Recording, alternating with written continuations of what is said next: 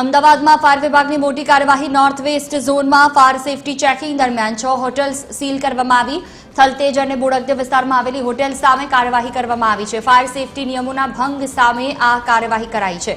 Gujarat fire prevention and life safety measures act હેઠળ કાર્યવાહી કરવામાં આવી। એએમસીની તમામ હોટેલ, રેસ્ટોરન્ટ અને કોમર્શિયલ સંસ્થાઓને પણ ચેતવણી આપવામાં આવી છે।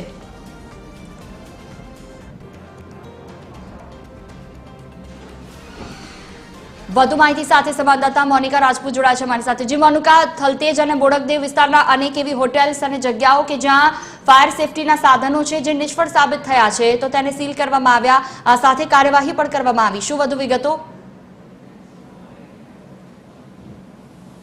બિલકુલ થી જુહી, જે પ્રમાણે વાત કરવામાં આવે તો દિલ્હીમાં જે હોટલમાં આગ લાગવાની ઘટના બની હતી તેને ધ્યાનમાં રાખીને અમદાવાદ મ્યુનિસિપલ કોર્પોરેશનના જે ફાયર વિભાગ દ્વારા જે 7 ઝોનમાં જે છે જે ચેકિંગ હાથ ધરવામાં આવ્યું હતું અને તમામ જગ્યાઓ પર ફાયર સેફટી છે કે નહીં એ તે તમામ જગ્યાઓ પર જે હોટલોનું પણ ચેકિંગ હાથ ધરવામાં આવ્યું હતું, બેન્ક્વેટમાં પણ ચેકિંગ હાથ ધરવામાં આવ્યું હતું। પરંતુ જે પ્રમાણે કેટલીક જે ઉત્તર અને પશ્ચિમ ઝોનમાં જેટલી 6 જેટલી જે હોટલો આવી છે તે 6 હોટલોમાં જે ફાયર વિભાગના જે નિયમો જે છે તે ભંગ કરવામાં આવ્યા હતા, જેમાં તે હોટલોમાં ફાયર સેફટી, લાઈફ સેફટી અને કાયદાકીય રીતેથી જે પાલન નથી કરવામાં આવ્યું, જેના કારણે જે અમદાવાદના જે ફાયર વિભાગ દ્વારા જે છે નોટિસ પાઠવવામાં આવી હતી।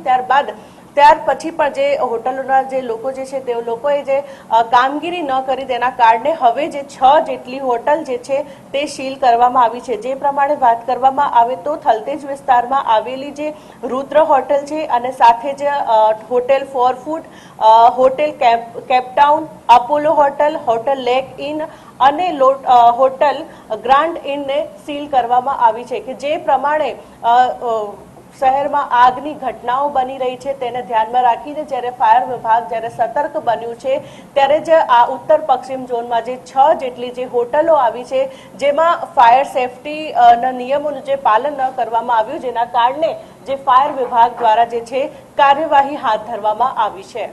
બિલકુલ, તમામ જાણકારી બદલ આભાર મોનિકા।